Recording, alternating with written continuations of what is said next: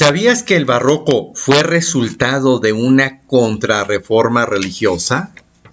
Y que en el periodo neoclásico las academias coartaban al arte y a los artistas. Ya que no sabías que lo romántico es sinónimo de muerte. Bueno, pues acompáñanos toda esta hora para que aprendamos más acerca del arte, porque hoy está con nosotros Elisa González. Hombre Nuevo Digital presenta Vivir Intensamente con José Antonio González.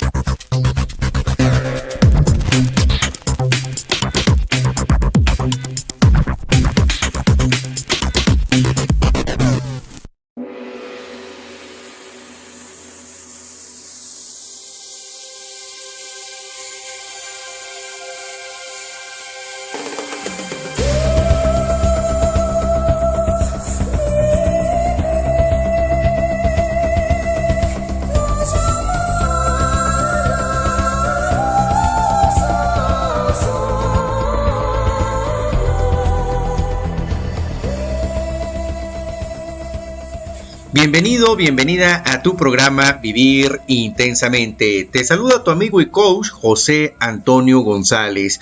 Hoy vamos a tener un gran tema, vamos a seguir hablando como toda esta semana acerca del arte. Y hoy estaremos hablando acerca del barroco, el neoclásico y el periodo romántico. Y pues una vez más, bienvenida, Elisa. Muchísimas gracias, José Antonio, y un gran saludo para la audiencia. Y ya saben, Elisa González, que ya la conocen, doctora en Historia del Arte, es chef, directora general de la agencia Pura Vida Cultural. Si quieres mandar mensajes o interactuar con nosotros, en redes sociales nos puedes encontrar Facebook, Vivir Intensamente, o bien DRA Elisa González para que nos mandes mensajes. Bien, entonces estaremos hablando acerca del barroco, esta época que seguramente en la escuela estuvimos aprendiendo mucho acerca de que era un periodo de la historia en donde era muy como rebuscado, donde hubo impactó en muchos ambientes artísticos, ¿no? Como la literatura, la arquitectura, la escultura, la pintura, por supuesto. Y bueno, pues vamos a conocer un poco más acerca del barroco. ¿Qué nos puedes decir, Elisa? Algo muy interesante aquí, el barroco es un término peyorativo. Viene del nombre berrueco, que es de una perla de forma irregular.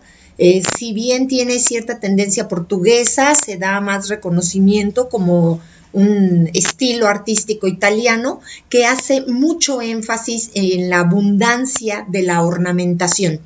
Pero mencionabas al principio o preguntabas que si sabíamos que el barroco, pues en realidad es resultado de una contrarreforma religiosa. Así es. Y así es, recordemos que la iglesia empezó a perder adeptos, si bien ya venía desde el medioevo por toda esta situación de los concilios y de todo lo que era la imagen del papado, que había pasado por pues estructuras diferentes e inclusive algunas perversiones de las cuales la iglesia pediría mucho tiempo después por los famosos pecados de la iglesia. Así es, sí. El hecho es que pues el gran problema son las indulgencias y surge la famosa obra piadosa, donde las personas decían, pues yo voy a donar esta escultura o voy a donar dinero para construir esta iglesia, esta basílica, esta catedral, y con ello ganaban indulgencias y el pueblo empezó a perder la fe.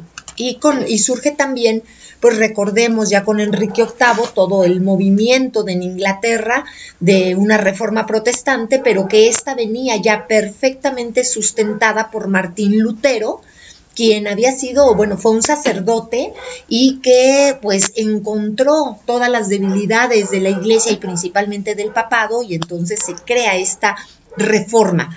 Y la Iglesia Católica, como resultado, al perder tantos adeptos, pues demuestra que efectivamente pueden pues renovar las ideas o cambiar la forma en que han estado funcionando, y se da una famosa contrarreforma que no es otra cosa más que una legitimización del poder católico. El barroco entonces se sustenta como un movimiento cultural que está enmarcado entre el Renacimiento y el neoclasicismo, y que políticamente se desarrolla cuando surge la imprenta, cuando todas las ideas y las teorías acerca de que la Tierra no es plana ni mucho menos, de Copérnico y de Galileo, el Concilio de Trento, hay una libertad artística verdaderamente nula y todo gira alrededor de la religiosidad. En la parte económica, el barroco pues pugna por el control de las rutas comerciales. Recordemos que se da también en esta época el descubrimiento de América y surge... Perdón, entonces el barroco empieza a partir de ¿qué año? No tenemos un año preciso tal cual, sabemos que es el siglo XVI, aunque algunos lo establecen pues como para, realmente finales del siglo XVI, y se extiende hasta el siglo XVIII, aunque muchos dicen que en realidad el barroco, ya como movimiento, no de pensamiento cultural, sino como movimiento artístico, tendríamos que hablar siglos XVII y XVIII. Y un punto importante es que en lo social el barroco va a expresar grandeza, pudor y sobre todo muchísima espiritualidad. Ajá, ok. Ahora, ¿en cuál de las artes consideras que es donde más impacta el barroco? Definitivamente tendríamos que decir arquitectura por la cantidad de construcciones. Sin embargo, la escultura quedó muy adosada a la construcción, sobre todo de carácter religioso, con estas hermosas fachadas y al interior, y la pintura también, porque se empezó a hacer muchísima pintura, pues evidentemente de los santos y de las figuras para las cuales eran las invocaciones religiosas en los diferentes templos. Ah, ok.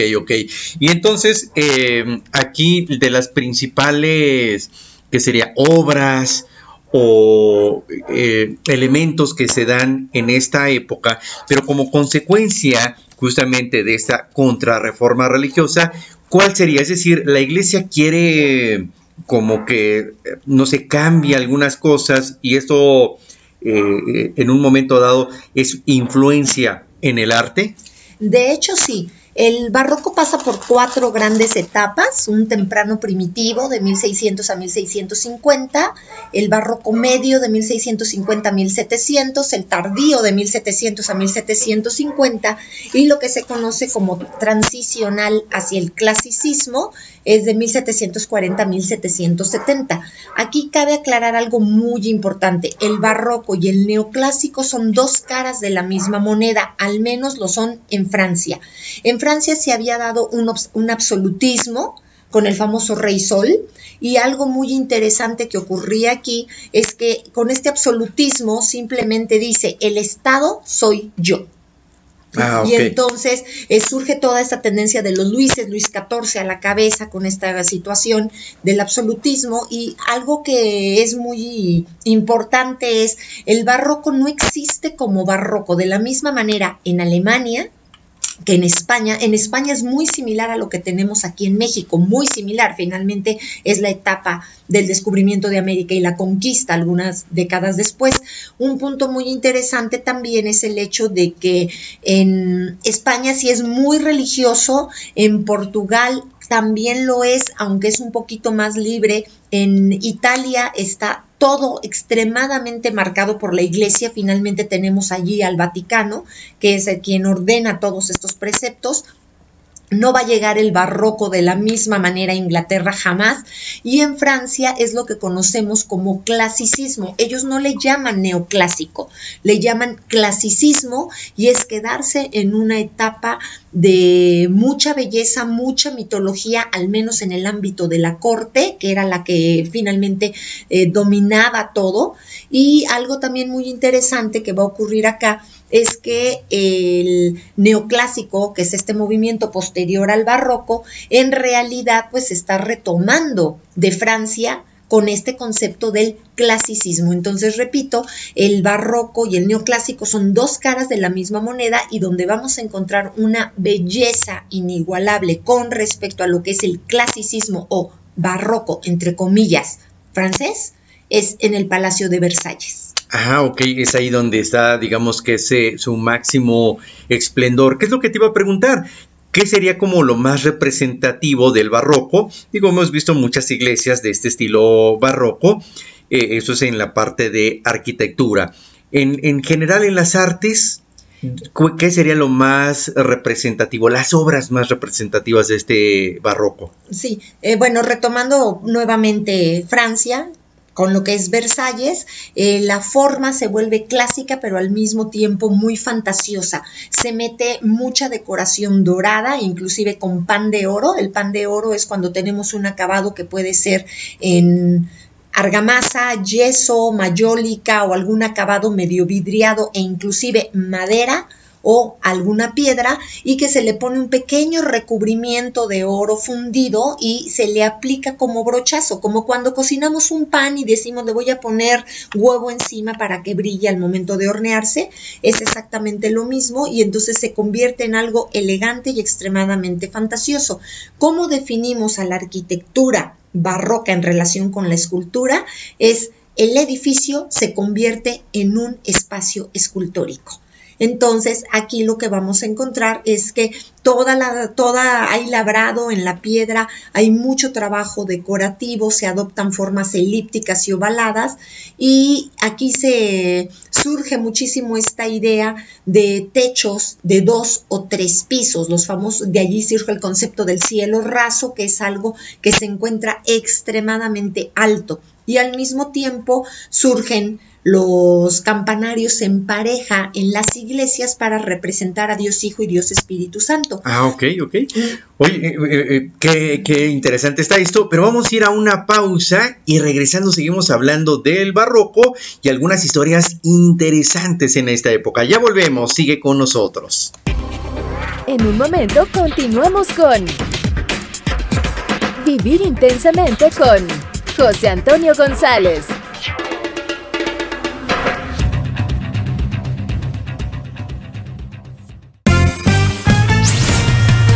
Hombre Nuevo Digital.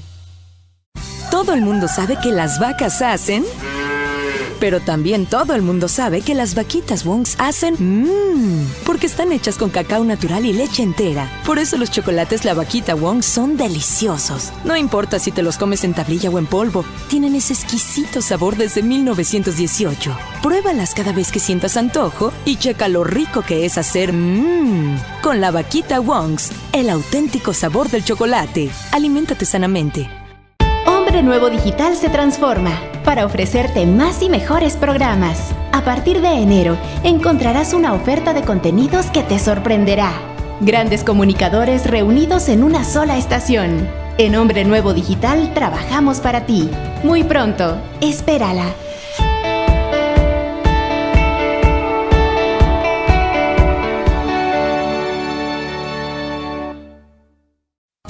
¿Y tú qué tan príncipe eres? Ma, estoy súper contenta. El chavo del que te platiqué es todo un príncipe. Cuando venga por mí lo vas a conocer. ¡Carla! ¡Carla, tengo prisa! No, ese no es. Es bueno saber que los príncipes sí existen. Déjate conquistar por Príncipe Marinela. Llénate de energía con 30 minutos de ejercicio al día. Estamos cerca de ti. Regresamos con Vivir Intensamente con José Antonio González.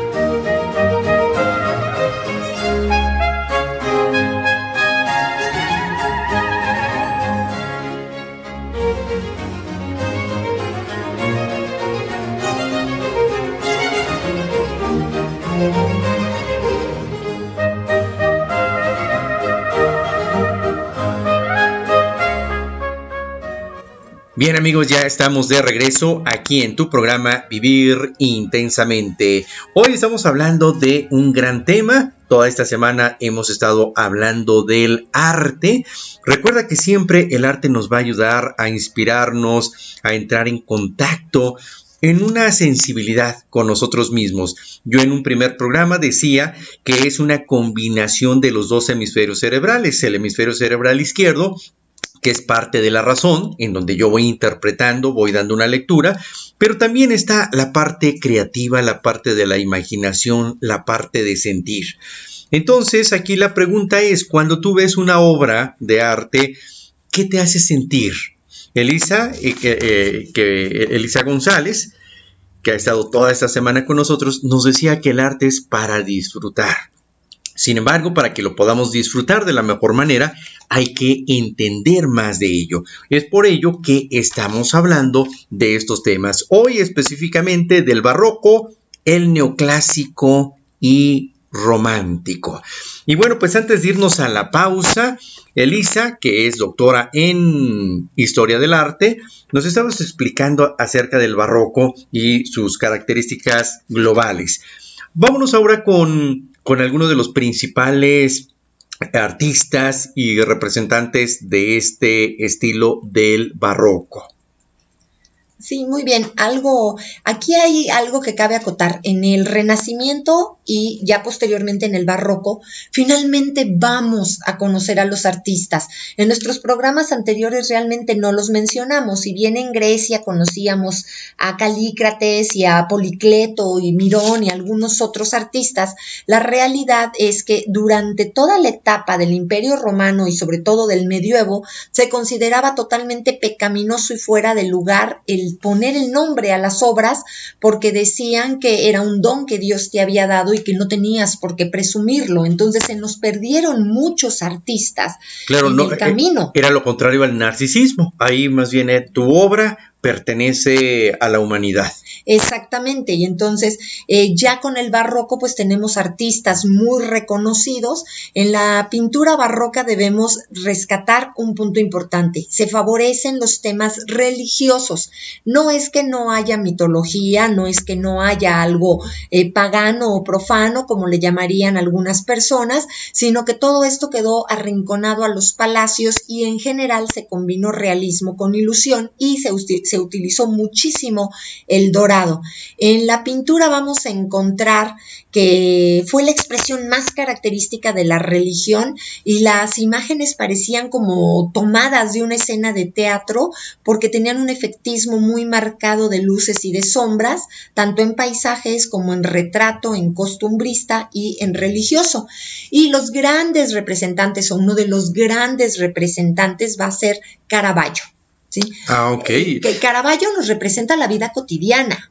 Sí, de hecho hace poco hubo una exposición de él ahí en el Centro Nacional de las Artes en la Ciudad de México. Así es, y recordarás que sus imágenes eran como tétricas. Sí. ¿Sí? Entonces, Caravaggio pone un efecto de luz muy marcado en las figuras o en los personajes, y los fondos son totalmente oscuros, son negros. Es lo que le llamamos la pintura al estilo de Caravaggio. ¿Por qué?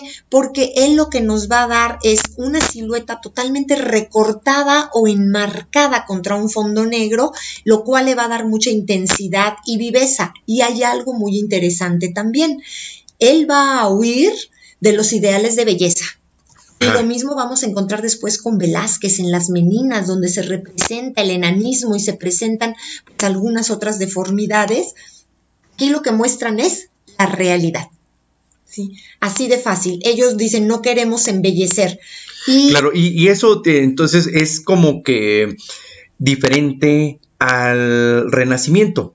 En ese caso sí, porque en el Renacimiento los fondos tendían a ser rojizos o tendían a ser también blancos o color perla, etcétera. Aquí no, en el caso de Caravaggio, que no es lo mismo porque tenemos otros representantes como Tiepolo, que no tiene la misma característica visual.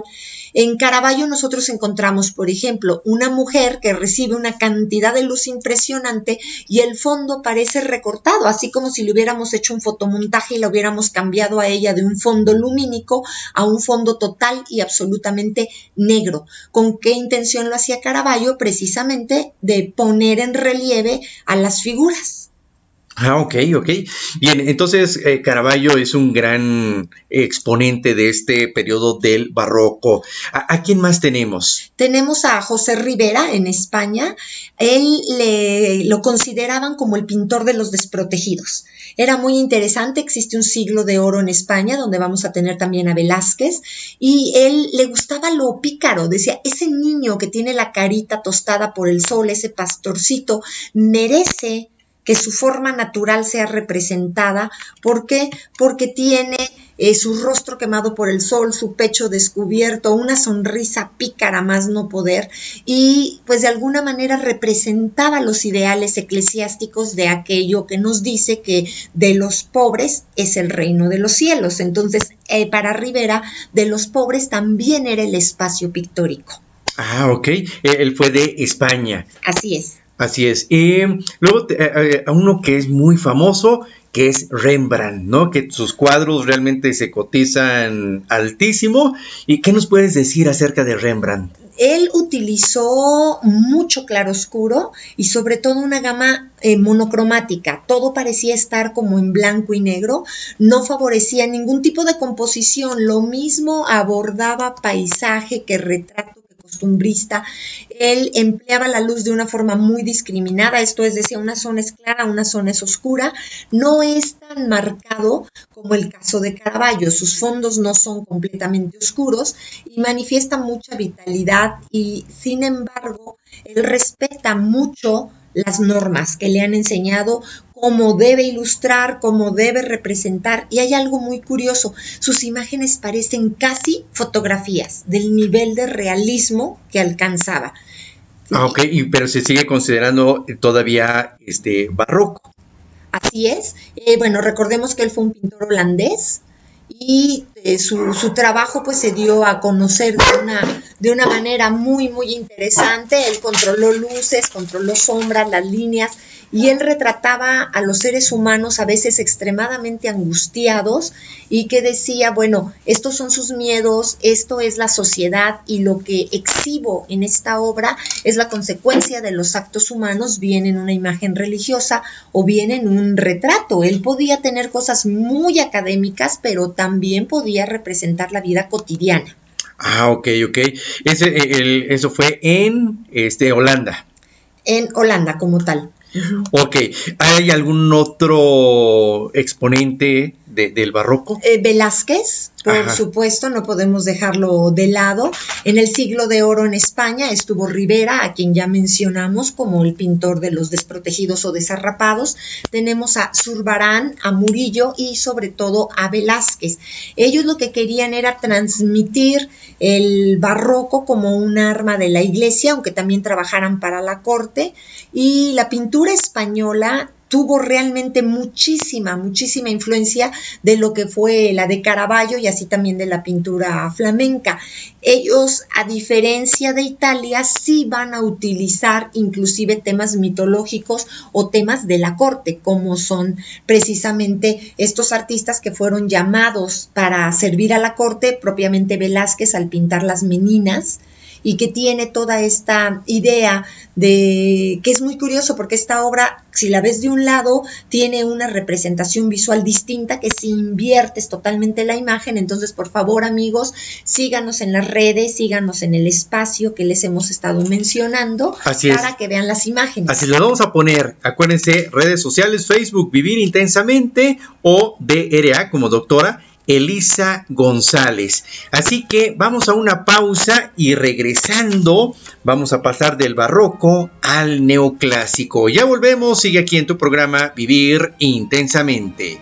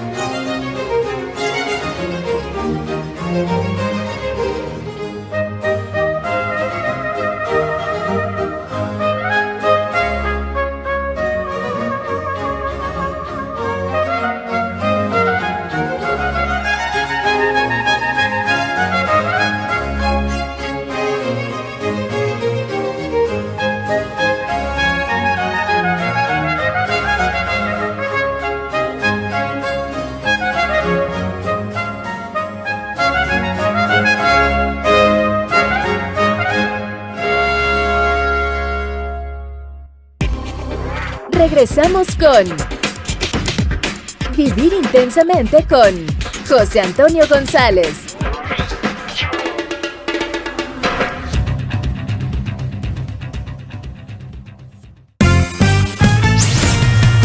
Hombre Nuevo Digital. Todo lo que nos brinda la naturaleza nos hace bien. Y esto se nota. Es por eso que Bimbo nos trae su nueva línea Vital, sin conservadores artificiales, hecho con nueces y fruta que nutren tu vida y te acercan a lo natural. Rico y natural es Vital. Come bien. El Hombre Nuevo Digital, un espacio para reflexionar.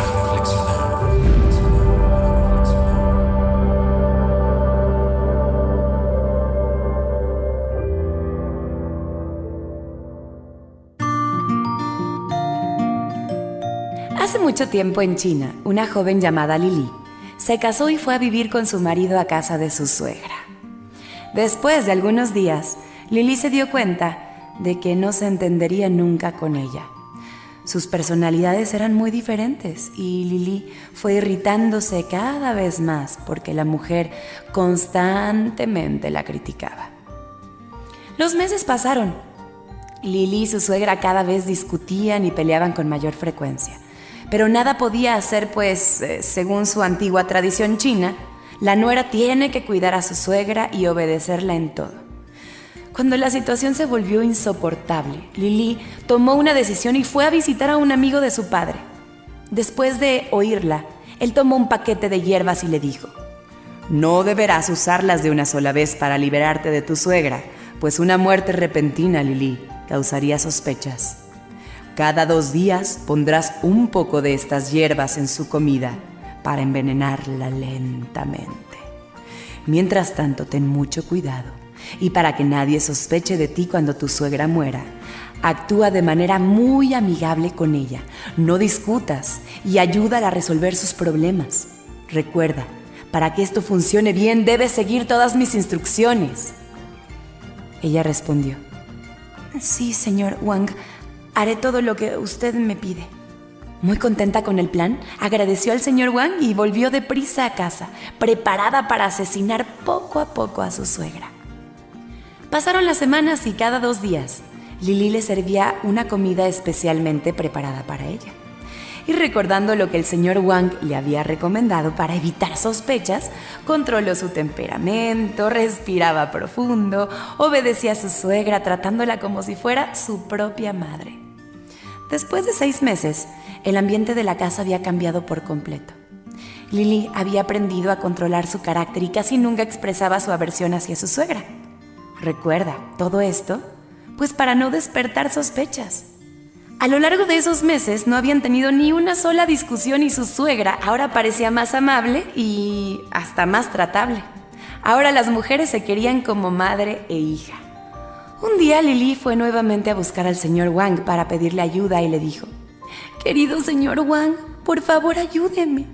Ayúdeme a evitar que el veneno mate a mi suegra. Ella se ha transformado en una mujer agradable y yo la amo como si fuera mi madre. No quiero que ella muera por causa del veneno que le di». El señor Wang sonrió y dijo: «Lili, no tienes de qué preocuparte. Tu suegra no ha cambiado, la que cambiaste fuiste tú. Las hierbas que te di eran vitaminas para mejorar la salud de tu suegra. El veneno estaba en tu mente, en la actitud de las dos, pero fue echado fuera y sustituido por el amor que tú le diste a ella».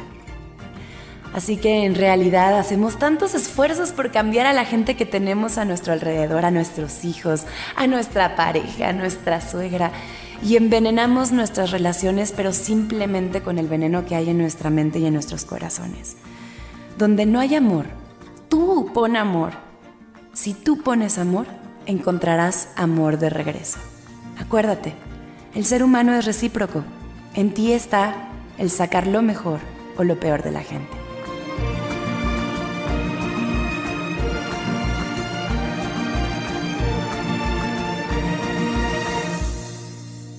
Todo el mundo sabe que las vacas hacen Pero también todo el mundo sabe que las vaquitas Wongs hacen porque están hechas con cacao natural y leche entera. Por eso los chocolates La Vaquita Wong son deliciosos. No importa si te los comes en tablilla o en polvo, tienen ese exquisito sabor desde 1918. Pruébalas cada vez que sientas antojo y checa lo rico que es hacer con La Vaquita Wongs, el auténtico sabor del chocolate. Aliméntate sanamente. Estamos cerca de ti. Regresamos con Vivir Intensamente con José Antonio González.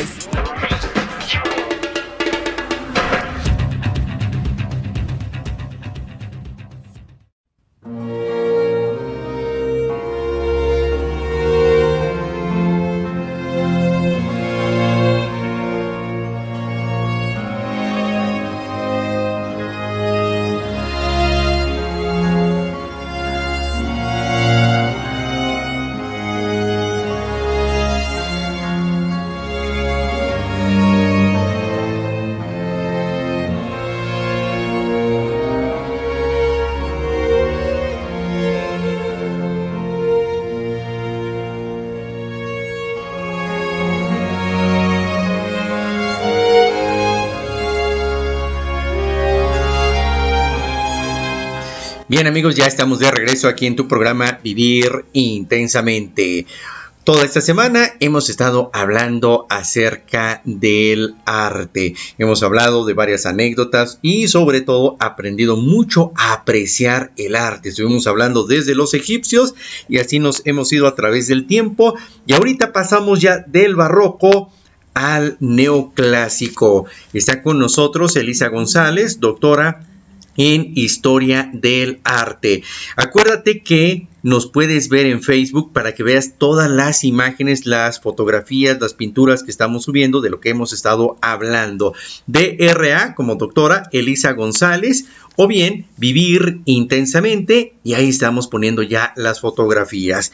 Y bueno, pues Elisa, ya terminamos con lo del barroco y damos paso al neoclásico, que algo que habías comentado y que dijimos justamente antes de iniciar el programa es que en el neoclásico los académicos o las academias coartaron al arte y a los artistas. ¿Cómo fue esto? Tremendo, fue impresionante porque surge la academia en Francia, lo que decíamos, el clasicismo francés que nosotros le hemos dado por llamar el neoclásico. Algo muy particular es que surge la academia para formar artistas, pero es tan castrante el método que ellos simplemente dicen, si no pintas de esta manera y con esta técnica, si no esculpes estos temas y con esta técnica y material, si no construyes de esta forma y bajo estos preceptos y parámetros, entonces no eres artista. O sea, lo que estás haciendo no es arte. Y la academia italiana sería mucho más castrante aún, porque no solo retoma el concepto de la academia francesa, sino que además le impone a los profesores o catedráticos el tienes que enseñar estos temas. O sea, no solo tienes que calificarlos, sino que tienes que enseñar bajo estos preceptos, si no, no puedes ser considerado maestro de arte. Claro. Y esto se extendió horrible. Tenemos aquí en México la Academia de San Carlos, aquí atrás del Zócalo. Tenemos 3 grandes academias de habla hispana, lo que es la de San Fernando en España, la de San Alejandro en Cuba y la de San Carlos aquí en México. Y algo que ocurre que va a venir en México posteriormente, porque México vivió el mismo proceso academicista y llegaría a una ruptura a tal grado que entrarían en huelga. ¿Sí? Hacia el año de 1911 estaría cerrada 2 años la Academia de San Carlos, instigados por el doctor Atl en contra de Antonio Rivas Mercado, que fue el que construyó la columna de la Independencia, para el Ángel de la Independencia. Y algo muy interesante es que en Latinoamérica, hacia el siglo XX, cuando vienen todas las rupturas academicistas, se forja una frase que seguimos utilizando. La academia ha cambiado, por fortuna. Yo estudié en la Academia de San Carlos y pues evidentemente yo no pasé por este proceso academicista. Ya tenemos una total y absoluta libertad, pero la frase que se acuñó y que se sigue utilizando es: de las academias, líbranos, Señor. Oye, y justamente te quería comentar esto, que si bien se va coartando la libertad, la creatividad, esta libre expresión, muchos dicen es que se requiere técnica, se requiere disciplina.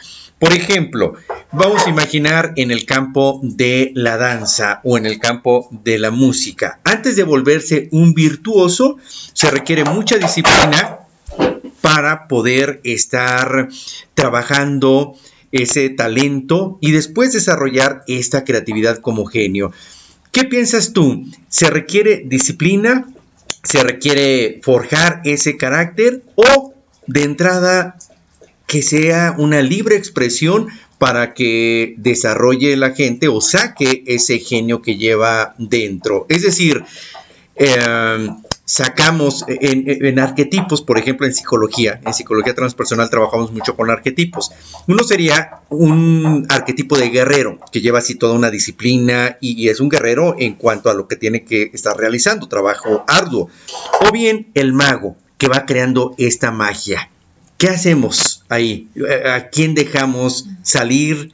Y si la academia siempre fue totalmente negativa o tuvo algo de bueno. No, la academia tuvo muchas cosas buenas porque permitió la formación del artista y la profesionalización del gremio. El artista pues había ocupado un lugar preferencial en Egipto, en Grecia, en Roma pues era prácticamente un obrero. En el medioevo no teníamos toda esta tendencia de reconocimiento artístico porque se consideraba pecaminoso. En el Renacimiento se renueva, como su nombre lo dice. Sin embargo, si bien las academias tienen todo este lado positivo, de lo que se juzgaba como negativo era este espacio coartante que decía, si no haces esto, no es arte y tú no eres artista. Entonces lo que se buscaba era una libertad. Creo yo, de acuerdo con lo que mencionaste, que el tener el guerrero en estos arquetipos, tener el mago, etcétera, significa el tomar lo mejor de cada uno de ellos. Yo creo que las personas que estamos en el terreno de las artes debemos no solo estar en una disciplina, en una habilidad y en una capacidad técnica impresionante, porque hacer algo pues es sencillo. Mi carrera es diseñadora gráfica, mi maestría es en artes visuales en la Academia de San Carlos, antes de hacer el doctorado en historia del arte. Sin embargo, no soy artista visual. Sería muy soberbio de mi parte decir soy artista visual cuando no pinto al óleo, cuando medio pinto acuarela con mucho entusiasmo y energía, pero no pueden considerarse acuarelas dignas de recibir un rango ni siquiera de objeto artístico, mucho menos de obra de arte. Y entonces yo creo que sí se necesita mucha disciplina, mucho conocimiento, compromiso, entrega, y en ese sentido no creo que las academias fueran malas. Por el contrario, creo que la gran limitante fue que no hubo libertad de expresión, no hubo libertad de cátedra. Claro, y sobre todo lo que decíamos, que se expresara ese mago, donde ya sale el virtuoso, el creativo, y donde salen cosas que antes no existían, que puede ser un excelente ejemplo en nuestra vida cotidiana. A veces queremos improvisar, pero si no tenemos esa disciplina y ese conocimiento, la improvisación solo queda como al cantinflear. En cambio, cuando ya está ese conocimiento, esa disciplina, podemos estar innovando.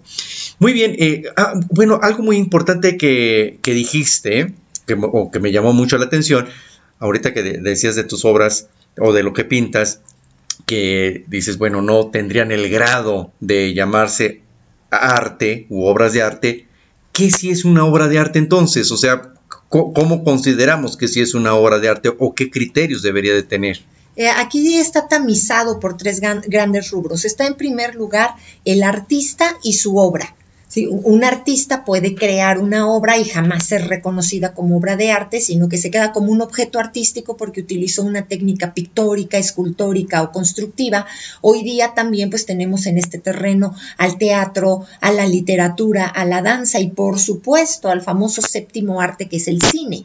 Sin embargo, no es lo mismo una película de arte, de gran reconocimiento, producción temática, que una película que nos encontramos hecha en 10, 15 minutos y con una temática totalmente expuesta para lo ridículo, para lo cotidiano, ¿no? Que no necesariamente, no quiero decir nombres para no ofender a nadie, pero bueno, creo que todos hemos visto algunas películas que uno dice, y en serio, pagué por entrar a ver esto, debieron haberme pagado a mí por verlo.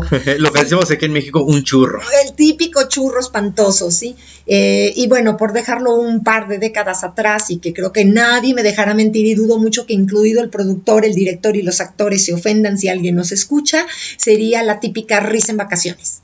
O sea, no podemos hablar de un objeto artístico, y por ser cine no alcanza ese nivel de arte. Claro. Y no es lo mismo que... Pero se hicieron varios, ¿no? No sé en cuál llegó. En la 9, yo ya temía que en mi vejez iba a llegar a la risa en vacaciones 120, yo creía que traía ahí algún karma o alguna cosa arrastrando.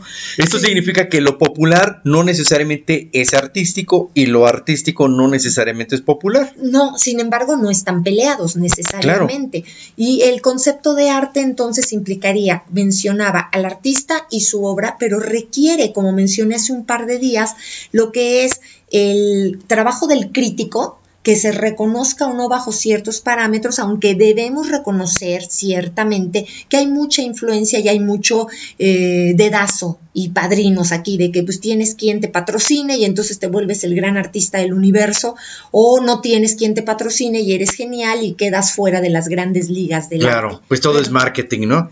Finalmente estamos en un terreno, ¿recuerdas que te mencioné cuando hablamos de Egipto que arte y política jamás iban a estar separados? Inclusive durante cierto tiempo pues fueron los papas, los mecenas de esto, luego hubo otros patrocinios que fueron los reyes, los príncipes, los duques, los marqueses, y bueno, pues actualmente simplemente decimos, hay un artista que le guste al gobernador o al presidente o al gobierno en cuestión, y es precisamente al artista que se va a apoyar. Exacto, o el que va a estar de moda en ese sexenio o en ese periodo de gobierno.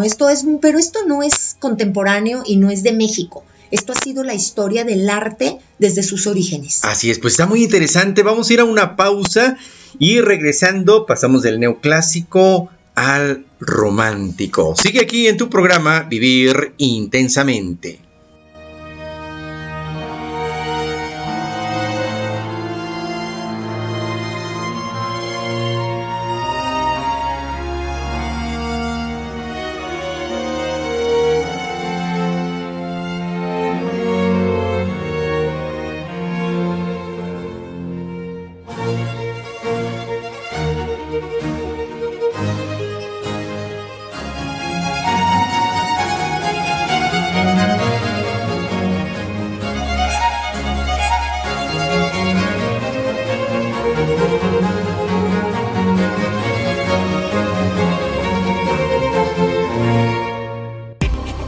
En un momento continuamos con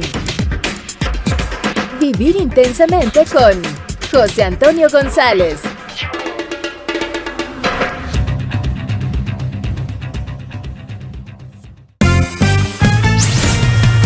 Hombre Nuevo Digital. Todo el mundo sabe que las vacas hacen... Pero también todo el mundo sabe que las vaquitas Wongs hacen porque están hechas con cacao natural y leche entera. Por eso los chocolates La Vaquita Wong son deliciosos. No importa si te los comes en tablilla o en polvo, tienen ese exquisito sabor desde 1918. Pruébalas cada vez que sientas antojo y checa lo rico que es hacer con La Vaquita Wongs, el auténtico sabor del chocolate. Aliméntate sanamente.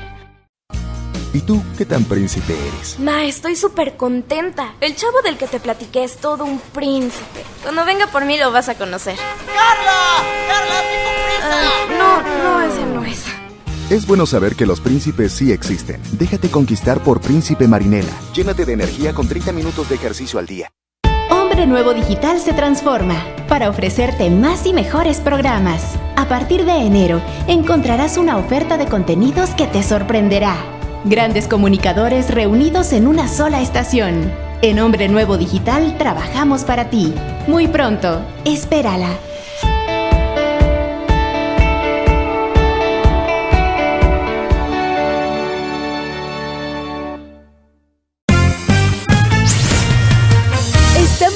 cerca de ti.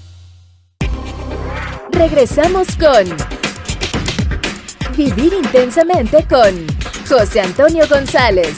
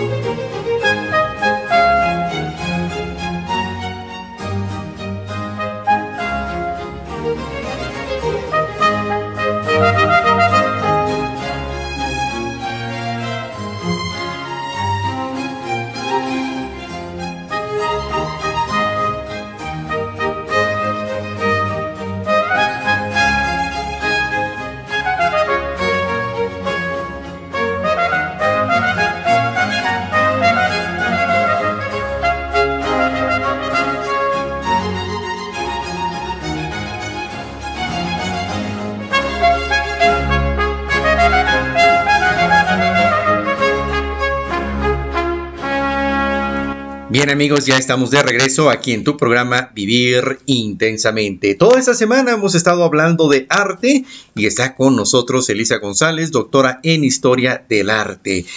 Hoy estamos hablando de barroco, neoclásico y romántico. Para cerrar con el neoclásico, alguna anécdota, hay una anécdota interesante, ¿no? Con unos pintores, donde estos tienen que ver con Francia, que tengo entendido, les dejan una obra o un proyecto para que ellos lo puedan realizar. ¿Y qué fue lo que pasó con este encargo que les hicieron a estos pintores? Qué bueno que lo preguntas, es un dato muy, muy curioso que vamos a encontrar aquí porque en realidad en Francia se dio un movimiento decorativo que se llamó rococó. Sí, eso va ligado al barroco, porque al barroco, entre el barroco y el neoclásico se desarrolla únicamente en Francia el rococó. Porque yo luego he escuchado esto, mira, muy rococó, así como muy adornado, muy elegante. ¿Tiene que ver con esto? Tiene que ver con esto, tiene que ver con María Antonieta también, pero un punto muy importante es que un buen día tenemos a un par de arquitectos, sí, que son Pierre-François Fontaine y Charles Percy, y ellos lo que hacen es, la emperatriz Josefina les encarga pues que le reconstruyan su castillo. Napoleón no le gusta mucho el diseño y le dice, denme otro diseño, y entonces surge el famoso estilo Nuevo Imperio relacionado con el rococó.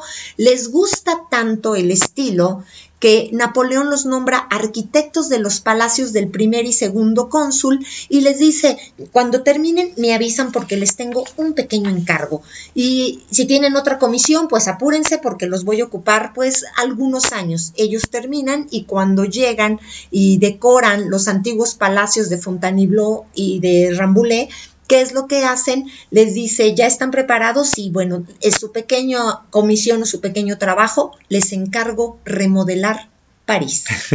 Solamente ese pequeño encargo. Un pequeño encargo, la ciudad luz, ahí te la dejo. Así es. Y bueno, ¿y sí se concluyó el proyecto o solo se quedó en proyecto? No, sí lo concluyeron, remodelaron París, y bueno, muchas de las situaciones o de la belleza que conocemos hoy es no solo legado del arte gótico, que tuvo gran influencia, sino mucho del estilo neoclásico que legaron al mundo y que México no sería la excepción, simplemente ve el castillo de Chapultepec. Claro, muy bien. Y bueno, pues pasemos a lo romántico. Y nos comentabas que lo romántico es sinónimo de muerte. Muchas veces pensamos lo romántico, qué tierno, qué bonito, la parte bonita, pero romántico, sinónimo de muerte. Sinónimo de muerte. En realidad, romanticismo viene de la palabra romance, que en francés significa novela. Entonces para ellos era como vivir en una novela. Sí tenemos pintura, por supuesto, pero vamos a tener sobre todo literatura y mucho periodismo. Es un movimiento que se origina en el Reino Unido y en Alemania. Todo lo que es como tormentoso, todo lo que es la muerte, es algo que a ellos les gusta mucho, surge a finales del siglo XVIII y es una reacción verdaderamente revolucionaria contra el nacionalismo del neoclásico. Ellos dicen, queremos romper esa tradición neoclásica, ya el arte ha sido retomando todo lo anterior, o sea, ya tuvimos un renacimiento, ya tuvimos a Grecia y a Roma y ahora vamos a tener un neoclásico y ahí vamos de regreso con Grecia y Roma, y entonces el nacionalismo destaca porque con las invasiones napoleónicas al final pues cada país tiene que rescatar lo que le es propio y se da un liberalismo y dicen hay que quitar el poder de las manos de los soberanos y entregárselos al pueblo, y aquí va a venir la famosa revolución industrial.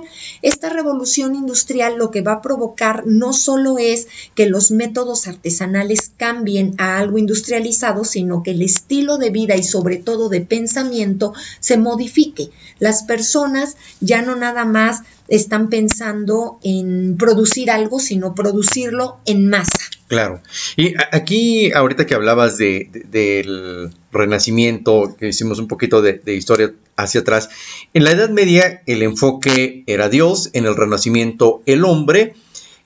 No sé si el barroco tenía algún enfoque y ahora la parte del romanticismo, no sé, ¿qué sería el corazón o sí, era el pensamiento y las emociones. En realidad el barroco era nuevamente Dios. Recordemos que si bien en Europa fueron 2 siglos, en México tuvimos 3 siglos de barroco, lo que le llamamos el periodo virreinal, que muchas personas de repente se confunden de arte barroco, arte virreinal. Arte virreinal no es adecuado como concepto de arte. El estilo es barroco y el periodo es durante el virreinato. Pero okay, bueno, lo manejamos casi igual, de manera similar. Y la parte romántica tiene que ver entonces con el alma y los tormentos del ser humano. El artista ve la vida de una forma diferente y dice, yo tengo que buscar lo que me haga feliz. Pero fíjate, tú como psicólogo esto te debe llegar tremendamente, porque seguimos, desafortunadamente, el romanticismo no ha desaparecido.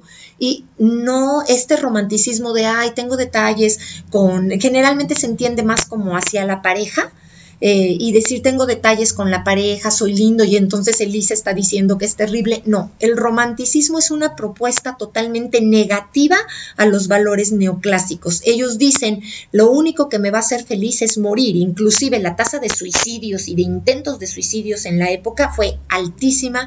Todo tenía que ver con la muerte, tenía que ver con la soledad. Es más, hoy día, ¿qué te dicen? Digo, tenemos que ver las principales telenovelas donde, ya nos han cambiado el estereotipo, porque el de la princesa toda sumisa y tonta ya no se los compramos, pero ¿qué es lo que ocurre? Yo por amor me hago a un lado y sufro y dejo que me humille y todo este tipo de cuestiones y resulta que soy el bueno. Claro. Aunque socialmente pues me autoestiman pero por el piso y todo el mundo la pisa. Aquí el mensaje en esta parte sería, por el amor o en nombre del amor se vale todo, no importa si me maltratan, si sufro, en el nombre del amor todo se vale. Pero obviamente incluso yo lo he comentado en algunos programas y sobre todo cuando es terapia de pareja, muchos traen todavía un idealismo en la parte del amor. Y esa parte romántica donde yo tengo que entregar todo y cuando hay una ruptura, bueno, es desgarrarse las venas y prácticamente es la muerte. Entonces todo esto lo venimos arrastrando. Por ejemplo, ahorita me acordé de Romeo y Julieta. ¿En qué época cae? Es previa definitivamente. Recordemos que esto pues ya tiene más de 400 años, Romeo y Julieta, y esto ya estamos hablando de siglo XVIII.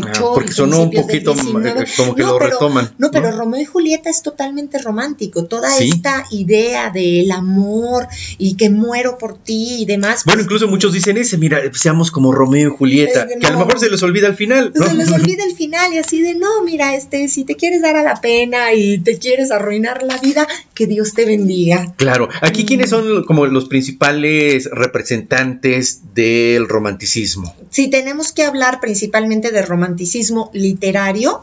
¿sí? Tenemos en la poesía romántica a Gustavo Adolfo Bécquer y a Lord Byron. Y en el cuento, sobre todo, por ejemplo, bueno, en otro tipo de novelas tenemos a Goethe, tenemos a Alexander Dumas, el padre. Estamos hablando, imagínate, más romántico que lo que son los Tres Mosqueteros. Sí, o sea, damos la vida por todo. Y no es lo mismo los Tres Mosqueteros que 20 años después. Y si quieres hablar de alguien verdaderamente depresivo, alcohólico permanente, pero funcional, pues estamos hablando de el gran Edgar Allan Poe. Claro, ¿sí? claro. Sus obras con la búsqueda del cuento y este cuervo que nos dice nunca más. Y bueno, pues simplemente el considerar algo muy interesante de la conciencia, el espíritu, la noche. Y entonces una de las grandes frases de Gustavo Adolfo Bécquer, y volverán las oscuras golondrinas, y otro que dice, y entonces comprendí por qué se llora, y entonces comprendí por qué se mata, justificando con el amor todo lo que ocurría. Y algo muy importante para este cierre del romanticismo, que definían ellos como romántico: todo lugar menos todo momento menos el presente. Fíjate, es lo contrario a lo que nosotros estamos proponiendo en terapia y en todos los talleres de desarrollo humano. Entonces, una vez más, ¿cómo es este pensamiento del romanticismo? ¿Cómo lo podemos cerrar? Todo lugar menos todo momento menos el presente. Y fíjate, justamente eso es lo que llega a suceder cuando alguien está sufriendo por amor, porque está recordando, es que yo fui muy feliz, es que esto, o al revés, se van al futuro, no, es que qué tal si me deja, y es que el amor menos el presente. Hay que disfrutar el presente. Muy bien, conclusiones finales, Elisa. Pues yo creo que aquí lo que tenemos que aprender del arte para la vida cotidiana es, pues, los duelos, vivir el duelo, pero no quedarnos en la etapa del romanticismo estacionados, ni mucho menos permanentemente. Así es, pues muchísimas gracias, estuvo súper interesante el programa. Redes sociales de RA Elisa González, y también tu agencia es www.puravidacultural.mx, y si me pueden contactar en WhatsApp 55 36 75 60 59. Así es, pues muchísimas gracias, Elisa González, doctora en Historia de Arte. Gracias, amigos, nos escuchamos el día de mañana. Se despide tu amigo y coach José Antonio González. Recuerda, la vida es hoy, no como los románticos. La vida es hoy, a vivir intensamente.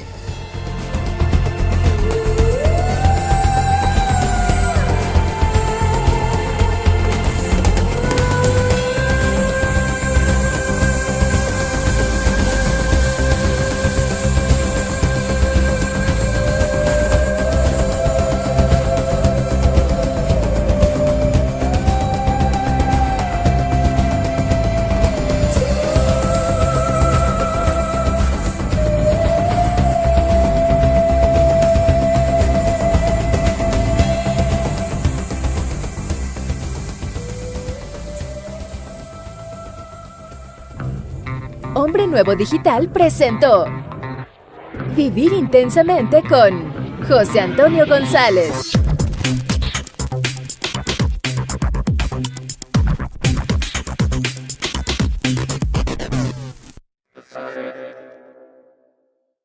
Hombre Nuevo Digital transmite desde sus estudios en la Torre Presidente Reforma, Andrés Bello 45, Colonia Polanco, Ciudad de México. Hombre Nuevo Digital, formación en valores para un mundo mejor. Estamos cerca de ti. Una estación